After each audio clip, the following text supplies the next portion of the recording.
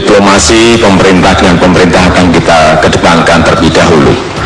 Kemudian juga tentu saja ada tahapan-tahapan menuju ke sana. Kalau memang pendudukan jelas bahwa pulau itu adalah milik kita, ini akan berbeda karena sudah menyangkut kedaulatan kita, sudah menyangkut kepentingan nasional kita, sudah menyangkut kepentingan rakyat kita. Ini beda. Tetapi kalau sudah menduduki dan itu jelas milik kita, ya apapun ini akan kita lakukan, apapun akan kita lakukan. Kita harus tegas bahwa hal-hal yang menyangkut kedaulatan dan itu jelas wilayah kita, ya kita akan buat rame, Pak. Pengamat peringatkan Australia klaim Pulau Pasir bakal picu serangan balik militer Indonesia.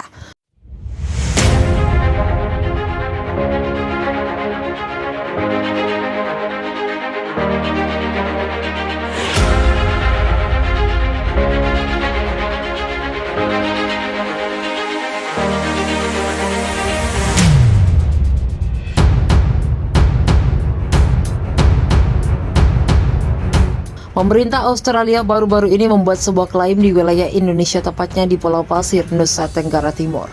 Klaim Australia di Pulau Pasir jelas mengagetkan, di mana Indonesia selama ini selalu menghormati kedaulatan Canberra. Australia menggunakan nota kesepahamannya dengan Indonesia tahun 1974 untuk mengklaim Pulau Pasir. Australia menggunakan nota kesepahamannya dengan Indonesia tahun 1994 untuk mengklaim Pulau Pasir. Melihat Pulau Pasir yang merupakan wilayah Indonesia, masyarakat adat Timor Rote, Sabu, dan Alor naik pitam. Masyarakat di sana bahkan secara terang-terangan akan menggugat pemerintah Australia ke pengadilan, tepatnya ke pengadilan Australia di Canberra, sebuah langkah yang harus didukung penuh oleh sebuah elemen bangsa Indonesia. Ingat, kemerdekaan Indonesia harus dipertahankan, di mana wujud nyata dari tindakan itu ialah menjaga kedaulatan NKRI. Memang, sedari dulu hubungan diplomatik Indonesia dan Australia penuh gonjang-ganjing. Partai Buruh Australia misalnya, mereka mendukung penuh kemerdekaan Indonesia dari penjajahan bangsa Eropa. Namun Partai Konservatif Australia memandang Indonesia merupakan negara tetangga yang harus diwaspadai. Sebab, negara ini punya potensi jadi adidaya menyamai Cina di Asia. Hubungan Indonesia dan Australia pernah mencapai titik didih tertinggi saat konflik Timor Timur. Australia yang awalnya mendukung keberadaan Indonesia di Timor Timur, malah menyerang balik Jakarta. Australia menginginkan Timor Timur yang merdeka lepas dari Indonesia. Referendum yang syarat kecurangan kemudian menunjukkan bahwa Timor Timur memilih lepas dari Indonesia.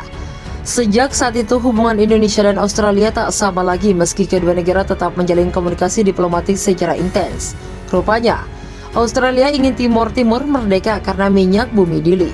Setelah Dili merdeka, maka blok pengeboran minyak bumi Greater Sunrise Timor Leste disikat Australia DNA dan terbukti sekarang. Sebagai contoh, pada tanggal 20 Mei 2002, hari proklamasi kemerdekaan, perjanjian Laut Timor yang ditandatangani oleh Timor Leste dan Australia seolah-olah menjamin hak dan kepentingannya relevan dari Timor Leste. Perjanjian pembangunan bersatu mencuri sumber daya minyak dan gas milik Timor Timur, lapor tiautiau.com. Kerja sama ini dinilai sangat merugikan Timor Leste. Timor Leste sudah miskin namun malah diintimidasi Australia. TNI jelas merupakan perjanjiannya. Ini jelas merupakan perjanjian yang tidak setara, dan orang-orang Timor Leste menjadi marah ketika mereka membicarakannya. Timor Leste memiliki lebih banyak sumber minyak dan gas daripada Brunei, negara kaya di Asia Tenggara, tetapi mereka hanya bisa menjadi negara miskin yang diintimidasi oleh orang lain, ungkapnya. Untuk memperlancar pengiriman minyak bumi dari Greater Sunrise ke Australia, maka dibangunlah pipa bawah laut. Secara khusus, sengketa Timor Leste dan Australia kali ini meskipun terlihat sangat sederhana, hanya perbedaan antara proyek pipa gas ke pantai selatan Timor Leste atau pelabuhan Darwin Australia, tetap sebenarnya ini tidak hanya mempengaruhi kepentingan ekonomi Timor Leste, tapi juga memiliki dampak yang sangat penting terhadap kepentingan nasionalnya.